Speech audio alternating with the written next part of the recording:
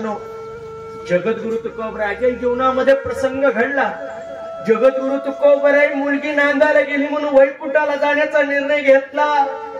जगाच्या बापाच्या साक्षीने जगद्गुरु तुकोबराई वैकुंठाला गेले. थोडे दिवस वलंडतायत तोपर्यंत भागीरथी नावाच्या मुलीला आठवण आली बाबाची. जगद्गुरु तुकोबरायांची आठवण आली भागीरथीला. जगद्गुरु तुकोबरायांची मुलगी. जशी भागीरथीची आठवण आली ना, भागीरथीनं आठवण येता क्षणी घराकडे पळ घेतला आणि घरी आली.